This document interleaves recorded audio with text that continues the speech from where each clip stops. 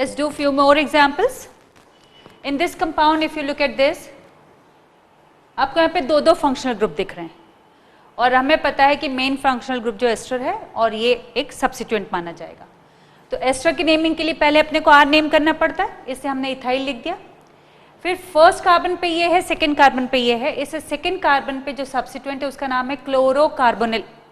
इसका नाम क्लोरोफॉर्माइल भी हो सकता था, क्लोरोफॉर्माइल भी बोल सकते हैं, क्लोरोकार्बोनिल भी बोल देते हैं। और फिर बचा बेंजोएट, क्योंकि बेंजोइक एसिड का डेरिवेटिव है इसलिए हमने इसको बोला बेंजोएट। तो ये क्या हो गया, पहले इथाइल, क्योंकि मेन फंक्शनल ग्रुप एस्टर है तो इथाइल। फिर सेकेंड कार्बन पे क्या है, chlorocarbonyl, rest all is benzoate. In this case the parent compound is ethanoic acid, क्योंकि यहाँ पे दो फंक्शनल ग्रुप है, ये एस्टर ग्रुप है और ये एसिड ग्रुप है। हमें प्रायोरिटी एसिड ग्रुप को देना है, इसलिए एसिड को हमने मेन या पेरेंट कंपाउंड ले लिया और इसको सब्स्टिट्यूएंट ले लिया। अब इस सब्स्टिट्यूएंट की नेमिंग ऐसी होगी कि पहले ये वाला पार्ट, ये है बेंजोइल C6H5CO, आप नोट कर लो, ये अपन ने अभी पहले ऐसे यूज नहीं किया है, so you will have to note it down. This is benzoyl and this is oxy, this is benzoyl oxy. कौन से कार्बन पे लगा है, थर्ड कार्बन पे। किसके, प्रोपेनोइक एसिड के। Parent compound is propanoic acid, propanoic acid के third carbon पे लगा है बेंजोइल ऑक्सी। ये नोट कर लो, ये हमने इसके पहले यूज नहीं किया है ये वाला substituent, so please note it down. This is benzoyl oxy and then you have the normal propanoic acid, so you must note it down. यहां पे आप देखो डिफरेंस, देखो यहाँ पे ये प्रोपेनोइक एसिड है, ये भी प्रोपेनोइक एसिड है। इस प्रोपेनोइक एसिड के थर्ड कार्बन पे जो सब्स्टिट्यूएंट है और इसके थर्ड कार्बन पे जो सब्स्टिट्यूएंट है, आप ध्यान दो, यहाँ पे R के साथ CO लग के फिर O है और यहाँ पे R के साथ O लग के फिर CO है। अब ध्यान देना इस बात को, यहाँ पे CH2 से O लगा है, यहाँ CH2 से CO लगा है, इसलिए इस सब्स्टिट्यूएंट का नाम है इथॉक्सी कार्बोनिल। ये क्या था, बेंजोइल ऑक्सी, इसका नाम है इथॉक्सी कार्बोनिल। इसलिए ये बात आपको ध्यान में रखनी पड़ेगी कि इस कार्बन से क्या अटैच्ड है। यदि CO अटैच्ड है तो नेमिंग अलग है, O अटैच्ड है तो नेमिंग अलग है। तो how do we name this compound, third carbon पे हमारे पास लगा हुआ है ethoxy carbonyl, ethoxy carbonyl propanoic acid, 3 ethoxy carbonyl propanoic acid. अब यहां आओ, यहां पे आप देख रहे हो इधर भी एक एस्टर ग्रुप है, उधर भी एक एस्टर ग्रुप है, तो हम एक एस्टर ग्रुप को तो सब्स्टिट्यूएंट लेंगे और दूसरे को हम पेरेंट कंपाउंड में लेंगे। तो हमारे पास ये पेरेंट कंपाउंड है और ये सब्स्टिट्यूएंट है। क्योंकि एस्टर है तो हमें पहले से आर को तो नेम करना ही पड़ेगा, तो आर हो गया इथाइल। बाकी आप देखो सब्स्टिट्यूएंट क्या है, ये है मिथॉक्सी कार्बोनिल। ये जो सब्स्टिट्यूएंट है ये मिथॉक्सी कार्बोनिल, जैसे यहाँ पे इथॉक्सी कार्बोनिल था वैसे ये मिथॉक्सी कार्बोनिल है। So how do name it, ethyl then methoxy carbonyl. अब क्या बचा है, अब बचा है इथेनोएट, क्योंकि यही दो कार्बन है, कार्बन नंबर 1 और ये कार्बन नंबर 2। और यहाँ पे 1 पे सब्स्टिट्यूएंट हो ही नहीं सकता था, सिर्फ 2 पे सब्स्टिट्यूएंट था, इसलिए हमें 2 लिखने की भी जरूरत नहीं थी। तो हमने पहले ये इथाइल को नेम करा इथाइल, फिर हमने इस सब्स्टिट्यूएंट को नेम करा मिथॉक्सी कार्बोनिल और फिर ये है इथेनोएट। अब यहाँ पे आप आइए, यहाँ पे भी आपके पास एसिड ग्रुप भी है और एस्टर ग्रुप भी है। तो मेन ग्रुप तो एसिड है, मतलब है तो ये बेंजोइक एसिड, पर बेंजोइक एसिड के फोर्थ कार्बन पर एक ग्रुप लगा हुआ है, इसको एसिटॉक्सी भी बोलते हैं।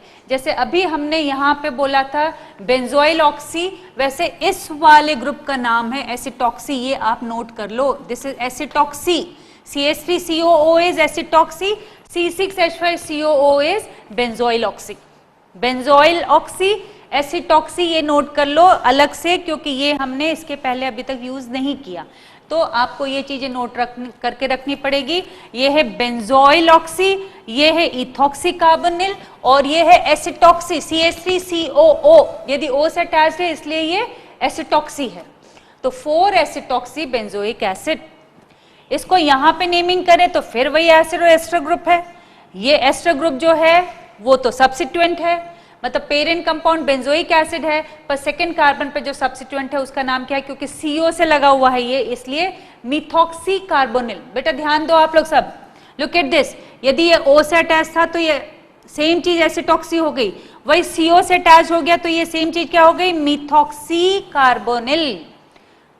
मुझे यही चीज क्लियर करने के लिए सारे एग्जांपल्स देने थे कि यदि फंक्शनल ग्रुप यदि आपके पास सब्स्टिट्यूएंट एक एस्टर है तो O से अटैच है तो उसका क्या नाम है, और CO से अटैच है तो उसका क्या नाम है। तो यहाँ जो अटैचमेंट है, जो सब्स्टिट्यूएंट है, उसका नाम क्या है, methoxy carbonyl, methoxy carbonyl benzoic acid.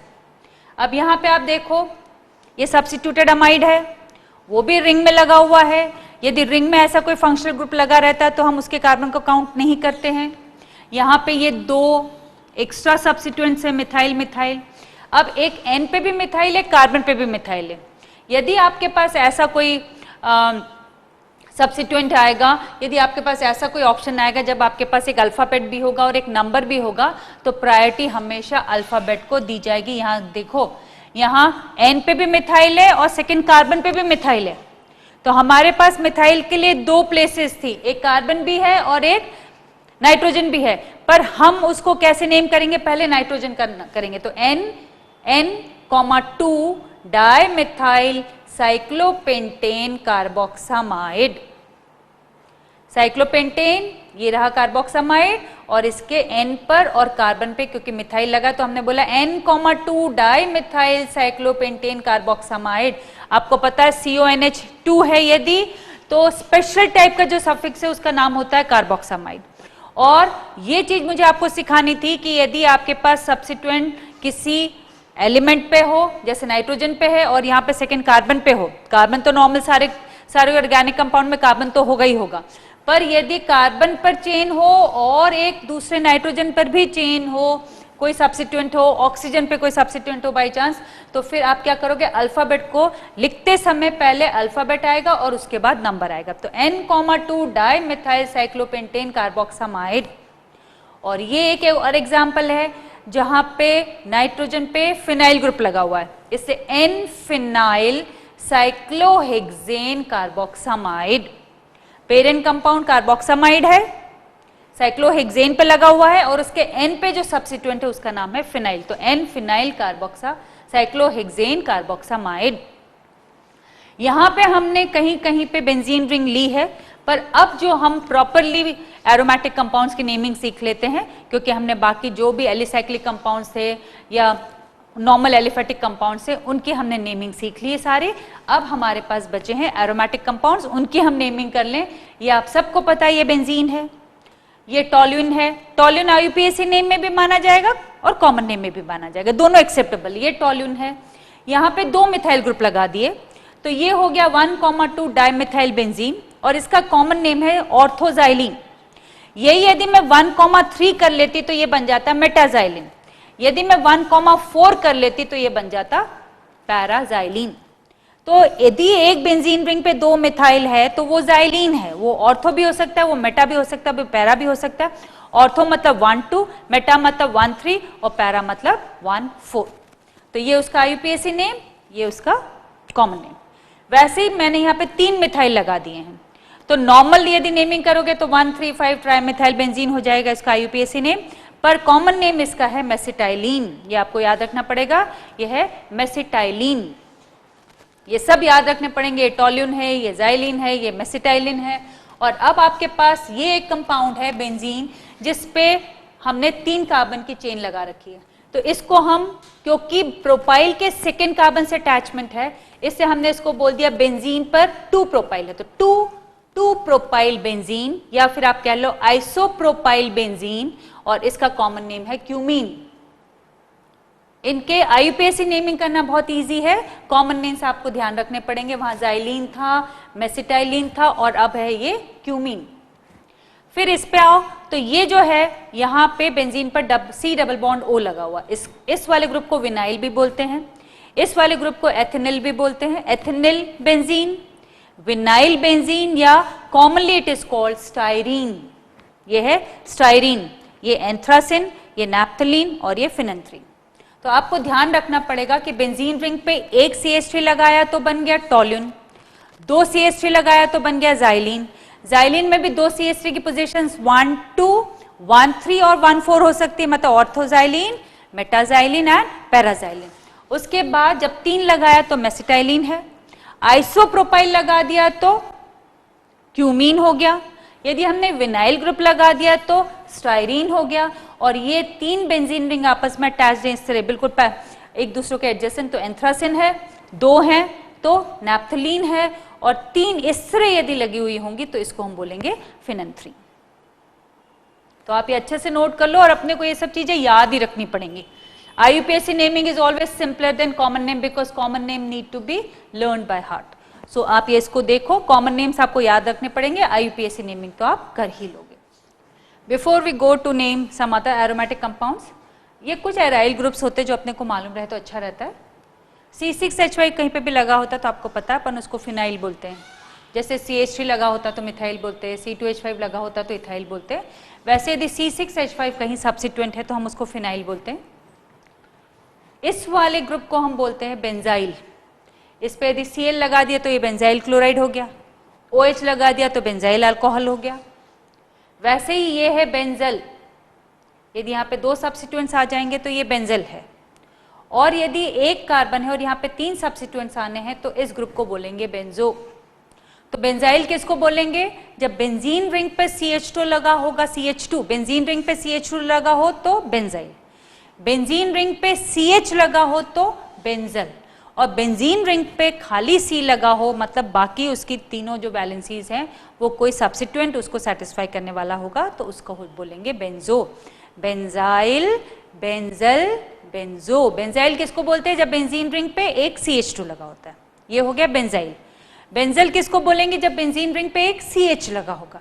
और बेंजो किसको बोलेंगे? जब बेंजीन रिंग पे एक कार्बन लगा होगा, बाकी सब सब्सिट्यूएंट्स होंगे। अब ये जो नेमिंग है हमें पता है कि हमें यहाँ पे इसके पेरेंट कंपाउंड को टोल्यून बोलना है, उसका एक जनरल नेम है।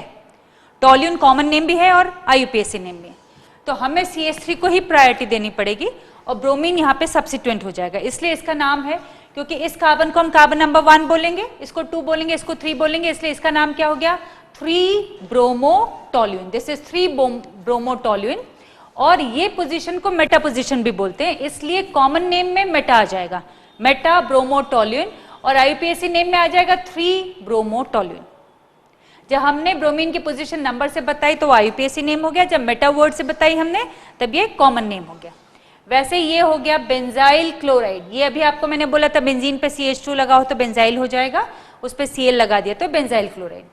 यहाँ पे आप देखो हमने डबल बॉन्ड को प्रायोरिटी दे दी है, इसे कार्बन नंबर 1, ये कार्बन नंबर 1 हो गया, ये 2 हो गया, और ये यहाँ पे ब्रोमीन लगना चाहिए।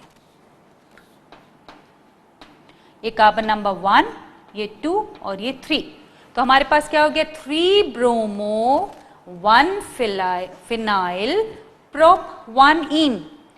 पेरेंट हमने ले लिया 3 कार्बन की चेन को, 3 कार्बन की चेन को हमने पेरेंट लिया है, और हमारे पास 1 पे फिनाइल लगा हुआ है, 3 पे ब्रोमो लगा हुआ है, अल्फाबेटिकली हमने अरेंज किया तो ये हो गया 3 ब्रोमो 1 फिनाइल प्रोप 1 इन। इसका नाम बेंजल क्लोराइड है। अभी आपको मैंने बताया था यदि बेंजीन रिंग पे CH लगा हो तो उसको बेंजल बोलते हैं, और यहाँ पे क्लोरीन लगा दिया तो ये हो गया बेंजल क्लोराइड। ये अंडरस्टूड है, यदि बेंजल आया इसका मतलब ये अंडरस्टूड है कि वहां पे एक कार्बन और एक हाइड्रोजन लगा हुआ है, तो बाकी 2 ब्रांचेस जो सब्सिट्यूएंट्स है वो क्लोरीन ही होंगे। भले वो डाइक्लोराइड नहीं लिखा हुआ पर बेंजल के कारण ये अंडरस्टूड ही हो गया कि वहां पे 2 क्लोरीन लगे हुए हैं। ये आप सबको पता है, ये फिनॉल है, फिनॉल इसका कॉमन नेम, IUPAC नाम सब है इसका फिनॉल। ये अब यहाँ पे OH और CH3 है तो हमें मालूम है प्रायोरिटी ऑर्डर में OH को हम ऊपर लेते हैं CH3 के, इससे यहाँ पे पेरेंट कंपाउंड फिनॉल है और सेकंड कार्बन पे ये मिथाइल सब्सिट्यूएंट है। ठीक है, पेरेंट कंपाउंड फिनॉल है और इसके सेकंड कार्बन पे मिथाइल लगा हुआ है, इसे 2 मिथाइल फिनॉल, और कॉमन नेम है इसका क्रेसॉल। अब ये 1,2 है, यदि ये 1,3 हो जाएगा तो मेटाक्रेसॉल हो जाएगा, और 1,4 होगा तो ये पैराक्रेसॉल होगा। जैसे हमने पहले ऑर्थो मेटा पैराजाइलिन किया था, वैसे ही हम ऑर्थो मेटा पैराक्रेसॉल ले सकते हैं। तो जब 1,2 पे होगा तो ये ऑर्थोक्रेसॉल, 1,3 पे होगा तो मेटा, 1,4 पे होगा तो पैरा। ये कंपाउंड है नेप्थ 1 ऑल, ये नेप्थ 2 ऑल, इसका मतलब नंबरिंग यहां से शुरू हो रही है, और इसका कॉमन नेम है अल्फा नेप्थॉल, इसका कॉमन नेम है बीटा नेप्थॉल।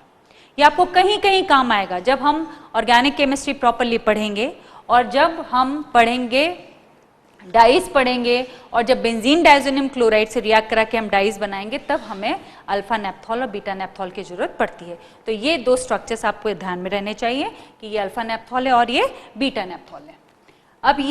अब हम देखें जब दो दो OH लग गए तो दो OH में यदि 1,2 पे लगे हैं तो बेंजीन 1,2 डायोल, 1,3 पे लगे होते तो बेंजीन 1,3 डायोल, 1,4 पे लगे होते तो बेंजीन 1,4 डायोल। ये उनका IUPAC नेमिंग होती, पर कॉमन नेम है कैटेकॉल, रिसोर्सिनॉल और हाइड्रोक्विनॉन या क्विनॉल।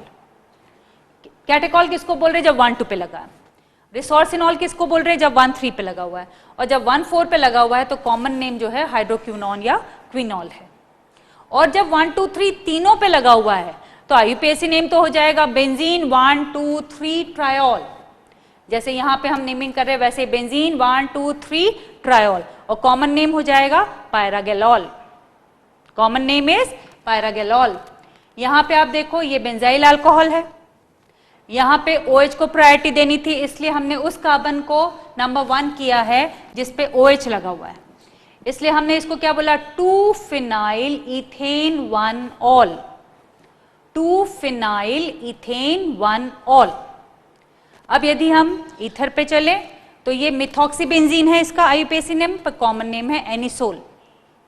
कॉमन नेम इसका एनिसोल। वैसे बेंजीन रिंग पे OC2H5 लगा दिया तो इथॉक्सीबेंजीन, पर कॉमन नेम है phenetole. This is phenetole, this is anisole. अब ये आप देखो ये है फिनॉक्सीबेंजीन, एक बेंजीन को हमने पेरेंट मान लिया और एक बेंजीन को सब्सिट्यूएंट ले लिया तो फिनॉक्सीबेंजीन, बेंजीन पर फिनॉक्सी ग्रुप लग गया, और common name diphenyl ether, diphenyl ether. ये बेंजीन कार्बल्डिहाइड भी है, ये बेंजिल्डिहाइड भी है। बेंजिल्डिहाइड इसका कॉमन नेम भी माना जाएगा, IUPAC नेम भी माना जाएगा, और IUPAC नेम एक और हो सकता है बेंजीन कार्बल्डिहाइड। वैसे ये कीटोन है जिसमें बेंजीन रिंग लगी हुई है तो इसका IUPAC कॉमन नेम दोनों एसिटोफिनॉन एक्सेप्टेबल है। इसको IUPAC नेम में या कॉमन नेम में आप एसिटोफिनॉन बोलो, कॉमन नेम में आप इसको फिनाइल मिथाइल ईथर या मिथाइल फिनाइल ईथर बोल दो। इसका एक और IUPAC नेम है जब हमने इथेन, हमने दो कार्बन को पेरेंट चेन ले लिया तो हमने क्या बोला कि 1 कार्बन पर फिनाइल लगा है और 1 ही कार्बन पे ओन लगा है, तो ये हो गया 1 फिनाइल इथेन 1 ओन। ये भी इसका IUPAC नेम है 1 फिनाइल इथेन 1 ओन। और वैसे ही ये हो जाएगा डाइफिनाइल मीथेनॉन, यदि मीथेन को हम एज ए पेरेंट मान ले और उसके 4 हाइड्रोजन में से 2 हाइड्रोजन तो हमने बेंजीन रिंग से रिप्लेस कर दिए और 2 हाइड्रोजन की जगह डबल बॉन्ड O लगा दिया तो हमने इसको बोल दिया डाइफिनाइल मीथेनॉन, या फिर इसके कॉमन नेम है डाइफिनाइल कीटोन या बेंजोक्विनॉन। इनमें बहुत सारे स्पेशल नेम्स हैं जो आपको याद ही रखने पड़ते हैं। IUPAC नेम तो सीधे सीधे हैं, अपने रूल्स लगाए और उसकी नेमिंग कर दी, बट ये कुछ स्पेशल कॉमन नेम्स हैं जो हमको जरूरत पड़ती है और हमें याद रखने ही पड़ेंगे। Now you have this example. ये एग्जाम्पल में देखो क्या है, बेंजीन पर 2 CHO ग्रुप लगे हुए हैं और क्योंकि वो अड़ोसी पड़ोसी 2 कार्बन पर लगे हुए हैं इसलिए इसका नाम हमने क्या दिया बेंजीन 1,2 डाई कार्बल्डिहाइड। आपको मालूम है ना जहाँ पे भी CHO ग्रुप होता है wherever there is a CHO group, इसका स्पेशल प्रीफिक्स जो है स्पेशल सफिक्स जो है, जहाँ पर भी CHO ग्रुप होगा उसका स्पेशल सफिक्स जो है वो कार्बल्डिहाइड है। और हमें कार्बल्डिहाइड यहाँ पे 2 CHO है तो उनकी पोजीशंस भी बतानी पड़ेंगी, तो बेंजीन 1,2 डाई कार्बल्डिहाइड, पर इसका कॉमन नेम है थाल्डिहाइड। उसी तरह ये जो कंपाउंड है जिसमें बेंजीन रिंग पे CH3CH2CO लगा हुआ है, इसका कॉमन नेम तो है प्रोपियोफिनॉन। फिनॉन एक्चुअली क्या होते हैं, बेंजीन रिंग पर CO लगा दो तो वो फिनॉन है। अब एसिटोफिनॉन में क्या होगा, बेंजीन रिंग पे CO लगा के CH3 लगा दिया तो एसिटोफिनॉन, यदि CH3CO पे C6H5 लगा दिया तो बेंजोफिनॉन, CH3CO पे ये ग्रुप लगा दिया तो प्रोपियोफिनॉन। मतलब ये वाला जो पार्ट है ना, इसके लिए हम कॉमन नेम में फिनॉन लेंगे। फिनॉन, ये जो फिनॉन वर्ड लिखा है ये इसके लिए है। यदि यहाँ पे खाली CH3 होता तो हम इसको बोलते हैं एसिटोफिनॉन, यदि यहाँ पे C6H5 होता तो हम इसको बोलते हैं बेंजोफिनॉन, यहाँ पे C2H5 है इससे हमने इसको बोला प्रोपियोफिनॉन, क्योंकि हम इसका कार्बन भी गिनते हैं और बाकी दोनों कार्बन भी गिनते हैं। पर इसका IUPAC नेम होगा 1 फिनाइल प्रोपेन 1 ओन। 3 कार्बन का चेन ले ली, मेन चेन, और यहाँ पे बेंजीन रिंग को हमने सब्सिट्यूएंट ले लिया, तो इसको बोल दिया 1 फिनाइल प्रोपेन 1 ऑन। वैसे ही इसको देखोगे तो आपको समझ ही रहा है कि OH को हमें प्रायोरिटी देनी पड़ेगी, मतलब फिनॉल पेरेंट कंपाउंड है और उस फिनॉल के 2nd, 4th और 6th कार्बन पे नाइट्रो ग्रुप लगे हैं, इससे हमने इसको बोला 2,4,6 ट्राई नाइट्रोफिनॉल, और इसका कॉमन नेम है पिक्रिक एसिड। वैसे ये हो गया 2,4,6 ट्राई नाइट्रोटोल्यून, TNT जो एक्सप्लोजिव होता है, TNT जो एक एक्सप्लोजिव होता है वो है 2,4,6 ट्राई नाइट्रोटोल्यून। वैसे ये एनिलीन है, एनिलीन इसका कॉमन नेम भी है और IUPAC नेम है, दोनों ही एक्सेप्टेबल हैं, पर इसको बेंजीन अमीन भी कह सकते हैं, IUPAC सिस्टम में इसको बेंजीन अमीन भी बोलेंगे, बेंजीन अमीन इसका IUPAC नेम है, पर एनिलीन इसका कॉमन नेम भी है और IUPAC नेम भी है। वैसे इसको हमने IUPAC सिस्टम में बोला 2 अमीनो टोल्यूइन, पर कॉमन नेम है ऑर्थोटोल्यूडीन। यदि CH3 ग्रुप भी होगा, NH3 ग्रुप भी होगा तो हम टोल्यूडीन बोलेंगे, 1,2 पे होगा तो ऑर्थोटोल्यूडीन बोलेंगे, 1,3 पे होगा तो मेटाटोल्यूडीन बोलेंगे और 1,4 पे होगा तो पैराटोल्यूडीन बोलते हैं। वैसे इसका कॉमन नेम आपको दिख ही रहा है, मिथाइल बेंजोइक एसिड है, पर इसका IUPAC नेम जो है 2 मिथाइल बेंजोइक एसिड है, पर इसका कॉमन नेम है ऑर्थोटोल्यूइक एसिड। आप इससे इसको कंपेयर करेंगे यदि तो आपको दिख जाएगा कि ये टोल्यूइक एसिड है, CH3 के कारण टोल्यून, COH के कारण एसिड, तो इसको कंबाइन करके बोल दिया गया ऑर्थोटोल्यूइक एसिड, क्योंकि 1,2 पोजीशन पे तो ऑर्थो, 1,3 पे होता तो मेटा और 1,4 पे होता तो पैरा, तो this is orthotoluic acid. This is 2-hydroxybenzoic acid, but this is more commonly known as salicylic acid. This is 2-hydroxybenzaldehyde, but इसका कॉमन नेम है सैलिसल्डिहाइड। ये सैलिसल्डिहाइड इसका कॉमन नेम है, सैलिसिलिक एसिड इसका कॉमन नेम है। IUPAC सिस्टम में तो आप इसको क्या कह सकते हो, this can be called 2-hydroxybenzoic acid, this can be called 2-hydroxybenzaldehyde। What about this, यहाँ पे हमने इथेनोइक एसिड को एज ए पेरेंट लिया है, ये पेरेंट है और ये सब्सिट्यूएंट है। इस सब्सिट्यूएंट का नाम फिनाइल है, चाहे आप कॉमन सिस्टम में बात करो, ट्रिवियल सिस्टम में बात करो या आप IUPAC सिस्टम में बात करो, इसका नाम है phenyl ethanoic acid IUPAC system and phenyl acetic acid common name. ये है benzene 1,2 dicarboxylic acid, benzene 1,3 dicarboxylic acid, benzene 1,4 dicarboxylic acid, ये इसके IUPAC नेम है। कॉमन नेम इसका है थैलिक एसिड, इसका आइसोथैलिक एसिड और इसका terephthalic acid. Phthalic acid is benzene 1,2 dicarboxylic acid. Isothalic acid is benzene 1,3 dicarboxylic acid and terthalic acid is benzene 1,4 dicarboxylic acid. ये आपको पता है, इसका कॉमन नेम है benzene carbonyl chloride, benzene carbonyl chloride, but इसका जो कॉमन नेम है वो बेंजोइल क्लोराइड। कहीं कहीं पर आपको IUPAC सिस्टम में भी इसको हो सकता है बेंजोइल क्लोराइड बोले, बट ये benzene carbonyl chloride IUPAC name है और कॉमन नेम है इसका बेंजोइल क्लोराइड। इधर आओ तो ये है बेंजामाइड, यहाँ पे CONH2 ग्रुप लगा है इसलिए ये है बेंजामाइड। ये है मिथाइल बेंजोएट, ये हमने R ग्रुप पहले नेम किया, मिथाइल बेंजोएट। अभी हमने देखा था ये थैलिक एसिड था, benzene 1,2 dicarboxylic acid is phthalic acid, उसका जो अमाइड होगा उसको बोलेंगे थैलिमाइड। जो थैलिक एसिड का अमाइड है उसको हमने बोल दिया थैलिमाइड। ये फिनाइल कार्बाइलअमीन, फिनाइल आइसोसाइनाइड, फिनाइल आइसोनाइट्राइल, तीनों इसके नाम है, कॉमन नेम भी IUPAC नेम भी। और इधर आप देखोगे तो यहाँ पे 2 फंक्शनल ग्रुप है, एक CN है और एक ये है। हमें पता है साइनाइड को हमें प्रायोरिटी देनी है, तो ये एक सब्सिट्यूएंट हो गया, तो इस सब्सिट्यूएंट का नाम है, ये इथाइल होता, यहाँ पे O लग गया तो ये हो गया ऑक्सो इथाइल, 3rd कार्बन पे लगा है ऑक्सो इथाइल बेंजीन कार्बोनाइट्राइल, या इसका नाम है 3-एसिटिल बेंजोनाइट्राइल। दोनों नाम एक्सेप्टेबल है। आप COCH3 को एसिटिल भी बोलते हो, आप ऑक्सो इथाइल भी बोल सकते हो, दोनों नाम हो सकते हैं। जब इसको इथाइल माना तो इसके 1st कार्बन पे हमने डबल बॉन्ड O लगा दिया तो ये ऑक्सो इथाइल हो गया, या फिर इसका नाम हो गया एसिटिल। इसको बेंजीन कार्बोनाइट्राइल भी बोलते हैं और बेंजोनाइट्राइल भी बोलते हैं, दोनों एक्सेप्टेबल है। ये तो साफ दिख रहा है आपको 3,4 डाइमिथाइल फिनॉल और यहाँ पे भी आपको दिख रहा है कि NH2 एनिलीन एक पेरेंट कंपाउंड होता है, तो उसमें ये दोनों सब्सिट्यूएंट है और हमने अल्फाबेटिकली अरेंज कर दिया सब्सिट्यूएंट, तो 3 इथाइल 2 मिथाइल एनिलीन। ओके, चलो थोड़े बहुत 2-4 रूल्स और बच गए हैं। अभी अपन ने एक रूल तो देखा था कि यदि एक से ज़्यादा फंक्शनल ग्रुप्स हैं तो जो हायर प्रायोरिटी में रहेगा उसको हम प्रेफरेंस देंगे। अब यहाँ ये कह रहे हैं कि इन केस देयर आर 2 और मोर ग्रुप्स ऑफ इक्वल प्रेफरेंस, दोनों की इक्वल प्रेफरेंस है, तो हम क्या करेंगे, तब हम lowest set of locant rule follow करेंगे। Lowest set of locant rule follow करेंगे कब, जब हमारे पास 2 या उससे ज़्यादा ग्रुप्स है जिनको इक्वल प्रेफरेंस मिल रही है, और यदि इन केस देयर आर 2 और मोर ग्रुप्स एट इक्विवेलेंट पोजीशंस, एक जैसी पोजीशन पे भी हैं और इक्वल प्रायोरिटी भी है, तब हमें अल्फाबेटिकली जाना पड़ेगा। और एक और रूल यहाँ पे क्लब कर लेते हैं, if the other group in the ring is an alkyl group the compound is a derivative of parent hydrocarbon.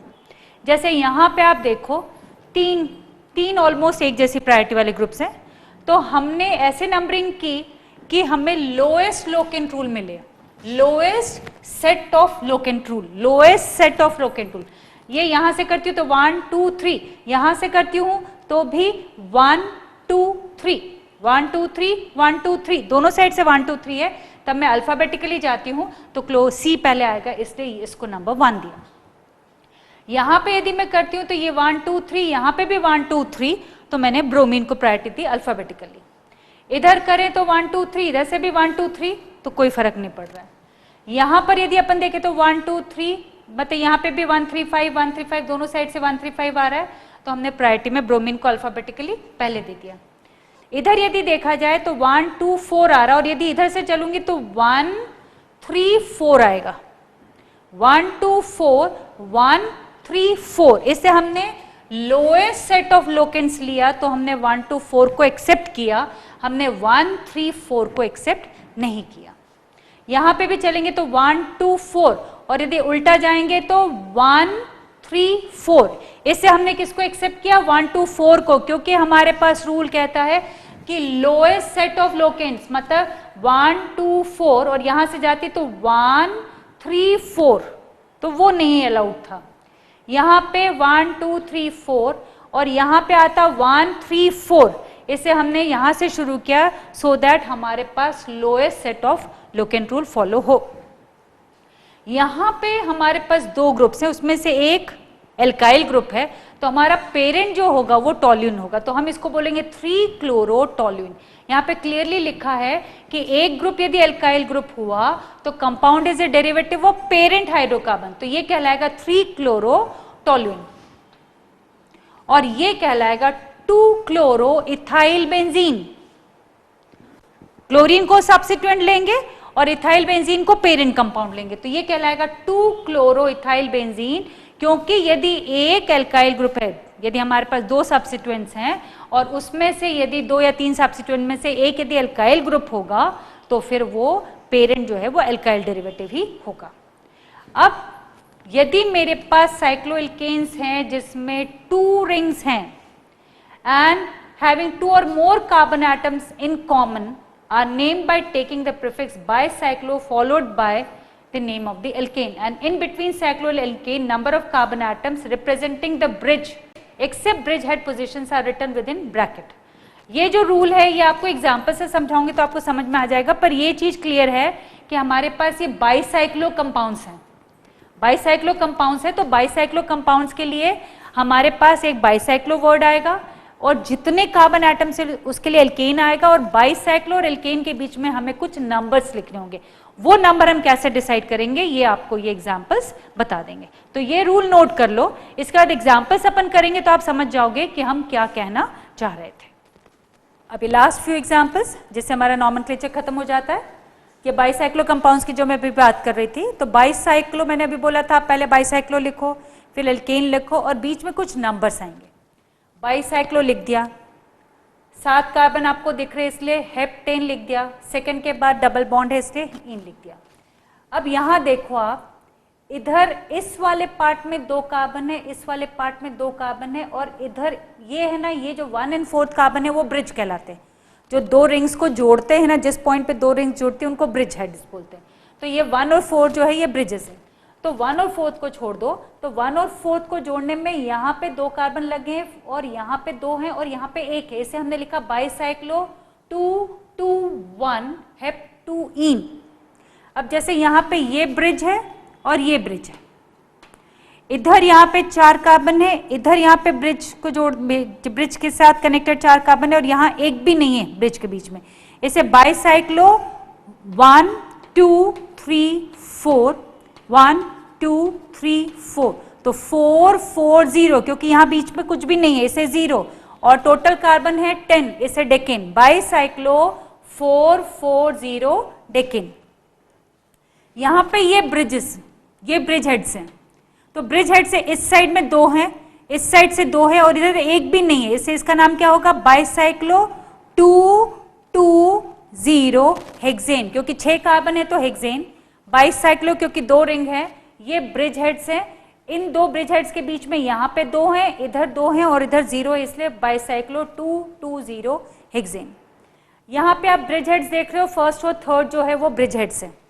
First और थर्ड के बीच में इधर एक कार्बन है, फर्स्ट और थर्ड के बीच में इधर एक कार्बन है, फर्स्ट और थर्ड के बीच में इधर एक कार्बन है, इसे हमने बोला बाईसाइक्लो 1 1 1 पेंटेन। यहाँ आप देख लो first and third bridgeheads हैं, फर्स्ट एंड थर्ड के बीच में इधर 2 कार्बन है, फर्स्ट एंड थर्ड के बीच में इधर एक है और फर्स्ट एंड थर्ड के बीच में इधर एक है, तो हमने बोला बाईसाइक्लो 2 1 1, डिसेंडिंग ऑर्डर में नंबर्स लिखते हैं अपन, इसलिए बाईसाइक्लो 2 1 1 हेक्सेन। और बाईसाइक्लो के अलावा एक और कंपाउंड्स होते हैं स्पाइरो कंपाउंड्स, जिसमें एक कॉमन पॉइंट होता है कार्बन का, ये कॉमन पॉइंट है, ये कॉमन पॉइंट है, ये कॉमन पॉइंट है, तो इसको बोलेंगे स्पाइरो। इसमें कॉमन पॉइंट के बाद 1 2 3 4 कार्बन है और इसमें 1 2 3 है, देखो 1 2 3 4 और इसमें है 1 2 3, तो इसका नाम हो गया स्पाइरो 4 3 ऑक्टेन। यहाँ पे आप देखो 1 2 3 4 5 और यहाँ पे 1 2, इसलिए इसका नाम क्या है? Spiro 5 2 octane. और यहाँ आप देखो 1 2 3 1 2 3 और ये कॉमन पॉइंट, तो स्पाइरो 3 3 हेप्टेन, क्योंकि total number of carbon atoms are 7। यहाँ पे देखो 4 + 3 7 और 1 8, इसलिए ऑक्टेन। यहाँ पे 5 + 2 7 और एक बीच का, तो ऑक्टेन। तो इस तरह हम स्पाइरो कंपाउंड्स की नेमिंग करते हैं और इस तरह हम बाईसाइक्लो कंपाउंड्स की नेमिंग करते हैं। So this is how we wrap up the nomenclature of organic compounds. हमने हर तरह के ऑर्गेनिक कंपाउंड्स की नेमिंग सीख ली, आपको सिर्फ प्रैक्टिस करनी पड़ेगी। आप सारे रूल्स को कई बार पढ़िए और जितने एग्जाम्पल्स आपको दिए गए, यदि आपने वही पूरे 1-2 बार कर लिए तो आपको नॉमेनक्लेचर में कोई दिक्कत नहीं आ सकती।